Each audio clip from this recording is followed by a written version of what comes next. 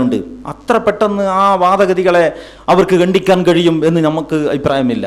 അത്രയും ശക്തമാണ് ഖുർആനിൽ മനുഷ്യരുടെ മേൽ മനുഷ്യന്റെ സ്വതന്ത്ര പരമാധികാരത്തിനെതിരിലുള്ള അള്ളാഹുവിന്റെ നിലപാട്. വളരെ ശക്തമാണ്.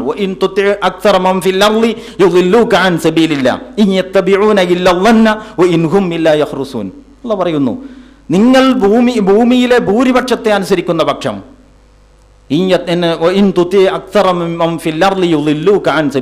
ഭൂമിയിലെ ഭൂരിപക്ഷത്തെ നിങ്ങൾ അനുസരിക്കുന്ന പക്ഷം അള്ളാഹുവിന്റെ മാർഗത്തിൽ നിന്ന് അവർ നിങ്ങളെ വഴിതെറ്റിച്ചു കളയും. കാരണം എന്താന്ന് ചോദിച്ചാൽ അവർ ഊഹങ്ങളെയും നിഗമനങ്ങളെയും അനുമാനങ്ങളെയും കണക്കുകൂട്ടലുകളെയും മാത്രമാണ് അവലംബിക്കുന്നത്. അവർക്ക് വിവരമില്ല. അതേസമയം ഇസ്ലാം അവലംബിക്കുന്നത് പഞ്ചേന്ദ്രിയങ്ങളുടെ പരിമിതിക്കപ്പുറമുള്ള അറിവിന്റെ ആറാമത്തെ ഉറവിടത്തെയാണ്. അറിവിന്റെ ആറാമത്തെ ഉറവയാണ് വഹയ് എന്ന് പറയുന്നത്. അതാണ് ഇസ്ലാമിക ദർശനത്തിന്റെ അടിസ്ഥാനം. ഈ ഭൗതിക ദർശനത്തിന്റെ അടിസ്ഥാനം മനുഷ്യന്റെ ബുദ്ധിയാണ്. ബുദ്ധിയുടെ പരിമിതി എത്രയോ അത്രയേ ഈ മനുഷ്യന്റെ ദർശനങ്ങൾക്ക് ശക്തിയുണ്ടാവുകയുള്ളൂ. അതേസമയം ഇസ്ലാമിന്റെ അടിസ്ഥാനം അറിവിന്റെ ആറാമത്തെ ഉറവയായ വഹയാണ്. അതാണ് അള്ളാഹു പറയുന്നത്, ഈ യത്തബിഊന ഇല്ലല്ലൻ, അവർ അനുമാനങ്ങളെയും ഊഹങ്ങളെയുമാണ് അവലംബിക്കുന്നത്. അതുകൊണ്ട് ജനാധിപത്യത്തെ ഒരു ദർശനം എന്ന നിലക്ക് നമുക്കൊരിക്കലും സ്വീകരിക്കാൻ കഴിയില്ല. ജനാധിപത്യത്തെ ഒരു മാർഗം എന്ന നിലക്ക് നമുക്ക് സ്വീകരിക്കാം. ആ മാർഗത്തിലൂടെ, അതാണ് ഞാൻ നേരത്തെ പറഞ്ഞു വന്ന പോയിന്റ്, ആ മാർഗത്തിലൂടെ, ആ വഴിയിലൂടെ, ആ പാത്രത്തിലൂടെ ആർക്കും വരാം, എന്തും വരാം. ആ പാത്രത്തിലൂടെ ഇവിടെ ഫാഷിസം വന്നിട്ടുണ്ട്. ഇന്ത്യയിൽ ജനാധിപത്യം എന്ന വഴിയിലൂടെ ഫാഷിസം വന്നിട്ടുണ്ട് അധികാരത്തിൽ. പക്ഷേ അവർക്ക് വേണ്ടത്ര അതിൽ അടിയുറച്ചു നിൽക്കാൻ കഴിഞ്ഞില്ല. അവരുടെ തന്നെ ആഭ്യന്തരമായ വൈരുദ്ധ്യങ്ങൾ അവരുടെ ഏറ്റവും വലിയ ശാപമായി തീർന്നു. അതുകൊണ്ടാണ് സംഘപരിവാറിന് ജനാധിപത്യം എന്ന വഴിയിലൂടെ ഫാഷിസം നടപ്പാക്കാൻ കഴിയാതെ പോയത്. അത് ഇന്ത്യയുടെ ഒരു ശക്തിയാണ്, അത് ഫാഷിസത്തിന്റെ ഒരു ദൗർബല്യവും എന്ന് നമുക്ക് പറയാം. ജനാധിപത്യം എന്ന വഴിയിലൂടെ കമ്മ്യൂണിസം വരാൻ ഇവിടെ കേരളത്തിൽ നോക്കി. ജനാധിപത്യം എന്ന വഴിയിലൂടെ ഇവിടെ ഇസ്ലാമും വരും. അതുകൊണ്ട് ജനാധിപത്യം എന്ന വഴി ഇസ്ലാമിനും നടന്നു പോകാൻ മാത്രം വീതിയുള്ളതാണ് എന്ന് ഞങ്ങൾ മനസ്സിലാക്കുന്നു. കാരണം ഇത് ഇവരാരും കണ്ടുപിടിച്ചതല്ല, ഇത് ദൈവികമാണ്. ഏത് ജനങ്ങളുടെ ഹിതം മാനിക്കണം, വ്യത്യസ്ത അഭിപ്രായങ്ങളെ പരിഗണിക്കണം, ഭരണാധികാരി കൂടിയാലോചിച്ച് തെരഞ്ഞെടുക്കണം, ഭരണാധികാരി കൂടിയാലോചിച്ച് ഭരിക്കണം എന്നൊക്കെ പറയുന്നത് പ്രവാചകന്മാരുടെ അധ്യാപനത്തിന്റെ തുടർച്ചയാണ്. അതല്ലാതെ യൂറോപ്യന്മാർ കണ്ടുപിടിച്ചതല്ല.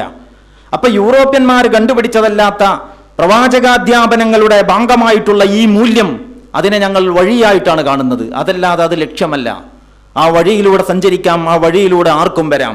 നേരത്തെ ഫാഷിസം വരാൻ ശ്രമിച്ചതുപോലെ, അതിനു മുമ്പ് കമ്മ്യൂണിസം വരാൻ ശ്രമിച്ചതുപോലെ ഇസ്ലാമിനും ആ വഴിയിലൂടെ വരാം. അതുകൊണ്ട് ആ വഴിയോട് നമുക്ക് വിരോധമില്ല. അതിനൊരു ദർശനമായിട്ടാണ് നിങ്ങൾ പറയുന്നതെങ്കിൽ ആ ദർശനത്തിനുള്ള ഞങ്ങളുടെ ഏറ്റവും വിനീതമായ ചോദ്യം, ഓരോരുത്തരും ഒറ്റയ്ക്കിരിക്കുമ്പോൾ സ്വകാര്യ ജീവിതത്തിൽ ദൈവവും മതവും ആകാമെന്നാണല്ലോ. എന്ത് വിഡ്ഢിത്തരാ ഇവർ ഈ പറയുന്നത്? നമ്മുടെ മതസംഘടനയുടെ ആളുകൾ, മതപണ്ഡിതന്മാരും ഇത് ആവർത്തിക്കുന്നത് കേൾക്കാറുണ്ട്. സ്വകാര്യ ജീവിതത്തിൽ പൊതുജീവിതത്തിലേക്ക് ദൈവവും മതവും വരണ്ട എന്ന് പറഞ്ഞാൽ ഓരോരുത്തരും ഒറ്റയ്ക്കിരിക്കുമ്പോൾ അള്ളാഹുവിന്റെ അടിമ, എല്ലാവരും കൂടി സംഘടിച്ചാൽ പിന്നെ ഇവർ അള്ളാഹുവിന്റെ മേൽ ഉടമ. ഈ വൈരുദ്ധ്യം നമുക്ക് സ്വീകാര്യമല്ല.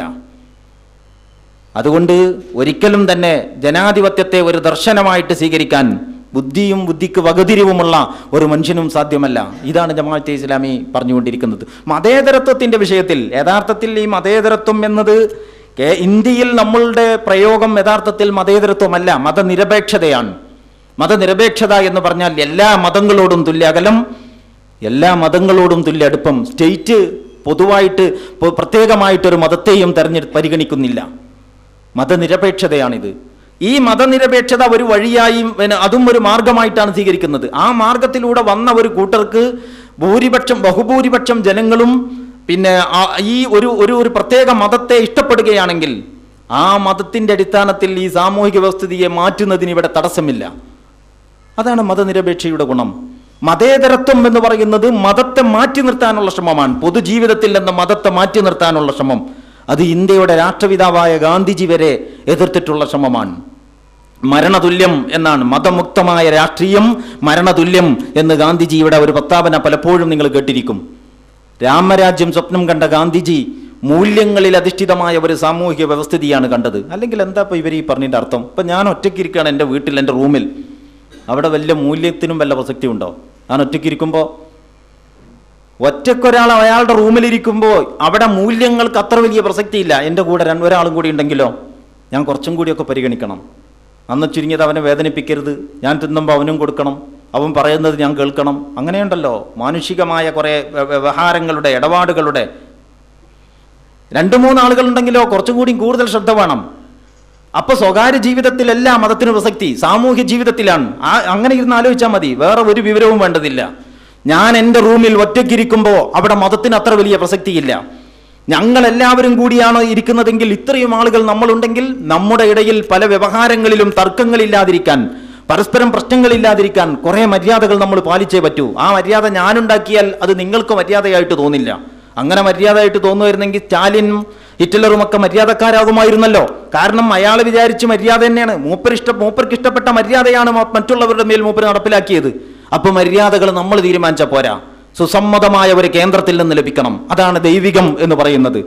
അതുകൊണ്ട് മൂല്യങ്ങളുടെ പ്രസക്തി സ്വകാര്യ ജീവിതത്തിലല്ല, മൂല്യങ്ങൾ അത്യന്താപേക്ഷിതമായിട്ടുള്ളത് പൊതുജീവിതത്തിലാണ്. ആ പൊതുജീവിതത്തിലേക്ക് മൂല്യങ്ങൾ കടക്കണ്ട. ഇതാണ് മതേതരത്വം എങ്കിൽ.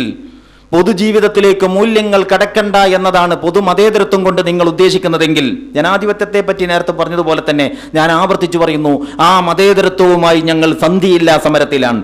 മൂല്യങ്ങൾ പൊതുജീവിതത്തിലേക്ക് കടന്നുകൊള്ളട്ടെ എന്ന് നിങ്ങൾ സമ്മതിക്കുന്നുവെങ്കിൽ പിന്നെ മതേതരത്വം എന്നതുകൊണ്ട് എന്താണ് നിങ്ങളുടെ ഉദ്ദേശം? എന്താണ് നിങ്ങളുടെ വിവക്ഷ? അതാണ് ഞങ്ങൾക്ക് മനസ്സിലാകാത്തത്. മതനിരപേക്ഷതയെ ഞാൻ നേരത്തെ വിശദീകരിച്ചു. എല്ലാ മതങ്ങളോടും അടുപ്പത്തിലും അകലത്തിലും ഒരേ നിലപാട് സ്വീകരിക്കുക, മതത്തിന്റെ പക്ഷം ചേരാതിരിക്കുക ഗവൺമെന്റ്. അതാണ് ഇന്ത്യയിലെ മതനിരപേക്ഷത. ഈ മതനിരപേക്ഷത സംരക്ഷിക്കപ്പെട്ടാൽ മാത്രമേ ഇന്ത്യ രാജ്യത്ത് സൗഹാർദ്ദവും സാമുദായികമായ അന്തരീക്ഷത്തിൽ ഒരു അടുപ്പവും ഒരു ഇഴച്ചേർച്ചയും ഉണ്ടാകൂ. അതുകൊണ്ട് മതനിരപേക്ഷതയെ നമ്മൾ തള്ളിപ്പറയുന്നില്ല. മതേതരത്വം എന്ന് പറയുന്നത് പൊതുജീവിതത്തിലേക്ക് മൂല്യങ്ങൾ കടക്കുന്നതിനോടുള്ള വിരോധമാണെങ്കിൽ ആ വിരോധത്തെ ഏറ്റെടുക്കാൻ ഞങ്ങൾക്കാകില്ല. കാരണം ഞങ്ങൾ വിചാരിക്കുന്നു അവിടെയാണ് മൂല്യങ്ങൾ അത്യന്താപേക്ഷിതമായിട്ടുള്ളത് എന്ന്. ഇത് നിർമ്മതവാദ പ്രസ്ഥാനത്തിന്റെ പശ്ചാത്തലത്തിൽ നിന്ന് ജന്മം കൊണ്ടുവന്ന പിണറായി വിജയൻ ഒരു പക്ഷേ മനസ്സിലായില്ലെന്ന് വരാം. പക്ഷേ കുഞ്ഞാലിക്കുട്ടി സാഹിബിന് ഇത് മനസ്സിലാകേണ്ടിയിരുന്നു. അവിടെയാണ് കല്ലെറിയാൻ സൗകര്യമായിരിക്കും, പക്ഷേ യഥാർത്ഥത്തിൽ ആർക്കെതിരിലാണ് എറിയുന്നത് എന്ന് അപ്പോൾ ഓരോരുത്തരും ആലോചിക്കേണ്ടതാണ്. ജമാഅത്തെ ഇസ്ലാമിക്ക് പ്രത്യേകിച്ച് നഷ്ടമൊന്നുമില്ല. ജമാഅത്തെ ഇസ്ലാമി മതേതരത്വത്തിനെതിരാണെന്നും ജനാധിപത്യത്തിനെതിരാണെന്നും നാട് നീളെ പ്രസംഗിച്ച് നടക്കുമ്പോൾ ഒരു മുസ്ലിമായ ഒരാളെ സംബന്ധിച്ചിടത്തോളം ഇസ്ലാമിക അടിസ്ഥാനത്തിൽ ജമാഅത്തെ ഇസ്ലാമി നടത്തിക്കൊണ്ടിരിക്കുന്ന ഈ വിശകലനമുണ്ടല്ലോ, ഇതിനെ ഖണ്ഡിക്കാൻ കഴിയുമോ? എങ്കിൽ അതാണ് കാണേണ്ടത്. ഞാനിവിടെ ജനാധിപത്യത്തെ ഏതിനോടാണ് നമുക്ക് വിയോജിപ്പ്, ഏതിനോടാണ് നമുക്ക് യോജിപ്പ് എന്ന് പറഞ്ഞു. മതനിരപേക്ഷതയെ നമ്മൾ എങ്ങനെ നോക്കിക്കാണുന്നുവെന്നും മതേതരത്വത്തെ നമ്മൾ എങ്ങനെ വിലയിരുത്തുന്നു എന്നും ഞാൻ ഇവിടെ പറഞ്ഞു. ഇതിൽ മതേതരത്വത്തോട് ജീവിതത്തിന്റെ പൊതുജീവിതത്തിലേക്ക് മൂല്യങ്ങൾ കടക്കുന്നതിനോടാണ് ഒരാൾക്ക് എതിർപ്പെങ്കിൽ ആ എതിർപ്പുകാരനോട് കൈയടിച്ച് പ്രോത്സാഹിപ്പിച്ച് അയാളുടെ പിന്നാലെ പോകാൻ ഇന്ന സ്വലാത്തി വനുസുക്കി വമഹ്യായ വമമാത്തി ലില്ലാഹി റബ്ബിൽ ആലമീൻ എന്ന് പറയുന്ന ഒരു മുസ്ലിമിന് കഴിയുമോ? അതാണ് പ്രശ്നം. എൻ്റെ ജീവിതവും എൻ്റെ മരണവും മാത്രമല്ല, എൻ്റെ നമസ്കാരവും എൻ്റെ ബലിയും മാത്രമല്ല, എൻ്റെ ജീവിതവും എൻ്റെ മരണവും സർവ്വലോക രക്ഷിതാവായ അള്ളാഹുവിനാണ് എന്ന് പറയുന്ന ഒരു മുസ്ലിം മൂല്യങ്ങൾ പൊതുജീവിതത്തിലേക്ക് കടക്കേണ്ടതില്ലെന്ന് പറയുന്ന വിവരം കെട്ടവനെ പ്രോത്സാഹനം നൽകിക്കൊണ്ടിരിക്കുക, അവർക്ക് കയ്യടിയും അവർക്ക് സിന്ദാബാദും വിളിക്കുക, ഇതൊരു മുസ്ലിമിന് ചേർന്നതാണോ? ആലോചിക്കേണ്ടതാണ്. അതുകൊണ്ട് ഞാൻ പറയുന്നു, ഹിന്ദുക്കളും മുസ്ലിങ്ങളും ക്രിസ്ത്യാനികളുമായ കേരളീയ പൊതുസമൂഹം പൊതുവായി മാനിക്കുന്ന കുറെ മൂല്യങ്ങളുണ്ട്. അതിനാണ് ഖുർആൻ മഅറൂഫ് എന്നാ പറഞ്ഞത്. മഅറൂഫ് എന്ന പ്രയോഗം തന്നെ പ്രസക്തമാണ്. അറിയപ്പെട്ടത്, സുപരിചിതമായത് എന്നൊക്കെയാണ് അതിൻ്റെ അർത്ഥം. എല്ലാ കാലഘട്ടത്തിലും ജനങ്ങൾക്കിടയിൽ സുപരിചിതമായത്, അതാണ് മഅറൂഫ്. അത് ജമാഅത്തെ ഇസ്ലാമി കണ്ടുപിടിച്ചതല്ല. അത് പ്രത്യേകമായിട്ട് ഏതെങ്കിലും ഒരു അറേബ്യൻ സമൂഹത്തിന് മാത്രമുള്ളതുമല്ല. ലോകത്ത് എവിടെയൊക്കെ ജനങ്ങൾ ജീവിച്ചോ, ജനങ്ങൾ എവിടെയൊക്കെ സാമൂഹ്യ ജീവിതം നടത്തിയോ ആ സാമൂഹ്യ ജീവിതത്തിൽ പൊതുവായി അവർക്ക് സുസമ്മതമായ കുറെ കാര്യങ്ങളുണ്ടായിരുന്നു. സത്യസന്ധത, വിനയം, വിട്ടുവീഴ്ച, പരക്ഷേമ തൽപരത, അതുപോലെയുള്ള ഒരുപാട് കാര്യങ്ങൾ. ഇതിനാണ് മഅറൂഫ് എന്ന് അറിയപ്പെട്ട കാര്യം.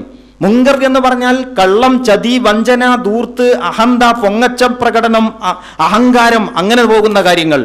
ഇത് മുങ്കർ, ഇത് സുസമ്മതമായിരുന്നില്ല. അവരുടെ ജീവിതത്തിന്റെ പൊതുധാരയിൽ ഈ കാര്യങ്ങൾ, വ്യക്തികളിൽ ഇതുണ്ടായിരുന്നു, എല്ലാ കാലത്തും ഉണ്ടായിരുന്നു. പക്ഷേ അത് സുസമ്മതമായിരുന്നില്ല. ഒരുത്തൻ ചെയ്താൽ മറ്റവൻ ചെയ്യുമ്പോൾ ഇവൻ തള്ളിപ്പറഞ്ഞുകൊണ്ടേയിരുന്നിരുന്നു. അതുകൊണ്ടത് അപരിചിതമായതാണ്, വെറുക്കപ്പെട്ടതാണ്, സുപരിചിതമല്ലാത്തതാണ്. അതുകൊണ്ട് മുങ്കർ, അങ്ങനെയാണ് ഖുർആൻ പ്രയോഗിച്ചത്. അപ്പോൾ നമ്മൾ പറയുന്നത് പൊതുജീവിതത്തിൽ ഈ മഅറൂഫുകൾ ഉണ്ടാകണം, പൊതുജീവിതത്തിലെ മുങ്കറുകളെ നിരാകരിക്കാൻ കഴിയണം. മുങ്കറുകളുടെ ഉറവിടമായ മനുഷ്യരുടെ മേൽ മനുഷ്യന്റെ പരമാധികാരത്തിൽ നിന്ന് കാര്യം തീരുമാനിക്കാൻ നിശ്ചയിച്ച ശേഷം പൊതുജീവിതത്തിൽ നിങ്ങൾക്ക് മഅറൂഫ് ഉണ്ടാക്കാൻ കഴിയില്ല. ഇതൊക്കെയാണ് ജമാഅത്തെ ഇസ്ലാമി പറയുന്നത്. ഇത് പണ്ട് മുതലേ പറഞ്ഞുകൊണ്ടിരിക്കുന്നതാണ്. ഇന്നലെ പുതുതായിട്ടൊരു വെളിപാട് പറഞ്ഞിട്ടില്ല. ഇവരോരോരുത്തരും എന്തോ നിഴല് കണ്ട് വാഴൻ്റെ പട്ട നിലാവെളിച്ചത്തിൽ ആടുന്നത് കണ്ടിട്ട് ആളിങ്ങനെ എത്തി നോക്കി പിറകോട്ട് പോവുകയാണ് എന്ന് വിചാരിച്ചിട്ട് അലറി വിളിച്ച സ്ത്രീയുടെ കഥ പറയാറുണ്ട് ഞങ്ങളുടെ നാട്ടിൽ. എന്ന മട്ടിൽ ഈ രാഷ്ട്രീയക്കാരാവുന്നത് വലിയ സങ്കടകരമായ കാര്യമാണ്. ഇവർ ശരിക്ക് ആളെ തിരിച്ചറിഞ്ഞതിന് ശേഷം ബഹളം വെച്ചാൽ മതിയായിരുന്നു. ഈ നിലാവെളിച്ചത്തുള്ള ഈ മിന്നലാട്ടത്തിൽ ഇങ്ങനെ ബേജാറാകേണ്ടിയിരുന്നില്ല. ഇത്രമാത്രം പാപ്പരാണോ കൊല്ലങ്ങളോളം ഇന്ത്യ രാഷ്ട്രത്തിലെ രാഷ്ട്രീയ വിദഗ്ധന്മാരും വിശകലന നേതാക്കന്മാരുമായിരുന്ന ആളുകൾ ഒരു പ്രസ്ഥാനം, ഒരു രാഷ്ട്രീയ പാർട്ടി രൂപീകരിക്കുന്നു എന്ന് കേൾക്കുമ്പോഴേക്ക് ഇങ്ങനെ സ്ഥലജല ഭ്രമമുണ്ടാകാൻ മാത്രം പാപ്പരാണോ? അപ്പൊ ഇവർക്ക് ഇവരിലുള്ള ആത്മവിശ്വാസം എത്ര? ഇവർക്ക് അവർ ചെയ്തുകൊണ്ടിരിക്കുന്ന കാര്യങ്ങളിലുള്ള ആത്മവിശ്വാസത്തിന്റെ കുറവെത്ര? അതൊക്കെ മനസ്സിലാക്കാൻ ഈ അവസരം നമുക്ക് പ്രയോജനപ്പെട്ടു എന്നതാണ് അതിലെ ഒരു വശം. പിന്നെ കൂട്ടത്തിലൊരു ശ്രദ്ധേയമായ ഒരു